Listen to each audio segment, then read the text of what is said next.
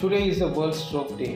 ఏటా 1,500,000 మంది పక్షవాతం బారిన పడుతూ ఉన్నారు. వారిలో ప్రతి 40 సెకండ్లకు ఒకరు మంచాన పడితే 4 నిమిషాలకు ఒకరు మరణిస్తూ ఉన్నారు. ఇంత భయంకరమైన విపత్తును బీ ఫాస్ట్గా మనం గుర్తించగలిగితే వారిని కాపాడవచ్చు. బీ ఫర్ బ్యాలెన్స్, కళ్ళు తిరగడం, తూలినట్లుగా అనిపించడం. ఈ ఫర్ ఐస్, కంటి చూపులో కానీ కంటి ఆకారంలో కానీ తేడా కనిపించడం.